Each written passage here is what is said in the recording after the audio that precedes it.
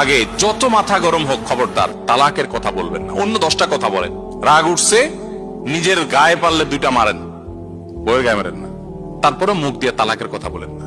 আমার এই জীবনে অসংখ্য মানুষ অফিসে আসে, ফোন করে মাসআলা জানার জন্য আমাদের কাছে। কত মানুষ দেখেছি যে মসজিদে হয়তো জুমার পরে এসে দাঁড়িয়েছেন কিংবা অফিসে এসে দাঁড়িয়েছেন, চোখের পানি ফেলছেন, হুজুর 3টা বাচ্চা আমার, আমি তো পাগল হয়ে যাব, কি করব, চোখের পানি ফেলছেন। এই গতকালকের কথা, এখানে আসার পথে চায়নার গুয়ানজুদি এয়ারপোর্টে এক ভদ্রমহিলার সাথে দেখা। এত সুন্দর সুন্দর ফুটফুটে ছেলে মেয়ে, স্বামীর সাথে বিচ্ছেদ হয়ে গেছে। এদিকে স্বামী ছটফট করে মরছেন, এদিকে স্ত্রী মিস করছেন। ঝগড়াঝাটি জীবনের অংশ, ঝগড়াঝাটি হবেই, এগুলো একসময় আবার মিনিমাইজ হয়ে যাবে। তাহলে তালাকের কথা নয়। দাম্পত্য জীবনে 2-4 কথা হয়, ঝগড়াঝাটি মনোমালিন্য এগুলো হয়, এটা জীবনের অংশ। আপনি আমি কে? স্বয়ং নবী করিম সাল্লাল্লাহু আলাইহি সাল্লাম স্ত্রীদের সাথে মনোমালিন্য হয়েছে, মসজিদে এসে শুয়ে রয়েছেন, আর যাবেন না।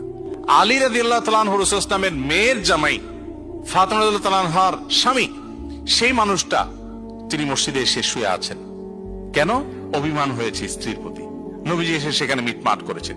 তাদের লাইফে যদি এটা হতে পারে, তাহলে আমাদের লাইফে স্বামী স্ত্রীর মধ্যে ঝগড়াঝাটি হয়, এটা স্বাভাবিক।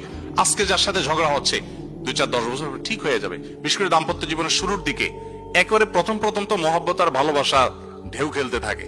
কিছুদিন পর যেতে যেতে 1-2টা বাচ্চা হলে তখন এবার ঝগড়া ঝাঁটি, মা বোন, বিভিন্ন ইস্যু নিয়ে ভাই বোন হয়। এই সময়টা যদি সবর করে পার করে কেউ বুদ্ধিমত্তার সাথে, এরপরে আবার একটা সময় সুখ আর সুখ থাকে মরণ পর্যন্ত, বুড়াবুড়ি।